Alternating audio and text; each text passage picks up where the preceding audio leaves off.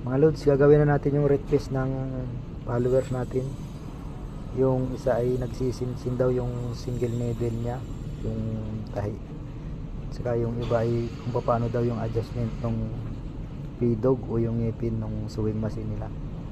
So bago natin umpisan, yung mga hindi pa nakapalo sa akin, pakipalo na lang po. So tara na, let's go po ma'am and sir. Siguraduhin nyo naka number 2 agad ito, yung adjust na SPI nyo, kaya number 3 para siguradong malaki. Sa pangalawa, buhatin nyo to, baka sobrang gaan, dapat mabigat din to, yung nahihirapan kayong itaas ito. Yan. Kung sobrang gaan naman, higpitan nyo lang to, pa kanan ang pihit. Yan. Pangatlo po, baka nakaangat yung pressure pot nyo, ilubog nyo po yung karayom nyo sa agad papaganyan. Yan. Pagka gumagalaw po na papaganyan, nakaangat po yan. Pagka nakaangat po, luluwagan nyo lang dito. Yan, pag naluwagan nyo, saka nyo i-press na ganyan para lumubog, para sumagad yung pressure pot nya. Yan.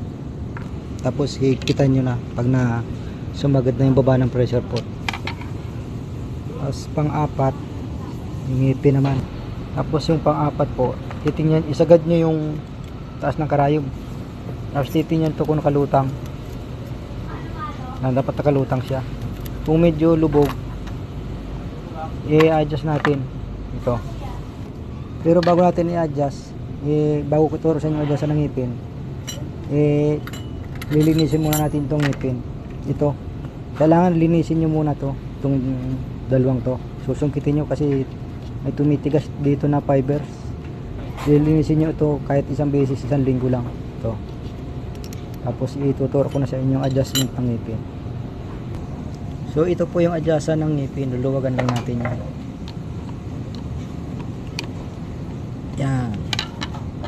Pag naluwagan nyo, tataas baba na yan, oh. Hawakan nyo to. Yan, kita nyo. Yun. Ayan, babo. Ayan, ganyan lang dapat kataas. Tapos hihigpitan nyo na. Ayan, nahigpitan ko na. Pero titingnan nyo rin kung ano, baka mamaya ganito ang itsura. Kailangan sisinter nyo din yan. Dapat ganyan ang pagkakalagay ng ngipin yan. Nakagitna. May clearance dito, may clearance doon. Nakasagad yung taas ng karayom. Yun ang tamang ano niya. Ang adjustment naman ng clearance dito at saka dito. Ito siya, oh. Yan, luluwagan nyo lang yan. Naluwagan ko na, hihigpitan ko na lang. Yo. Yeah. So kung nakatulong, paki-like and share para makatulong sa hindi pa nila alam. Thank you.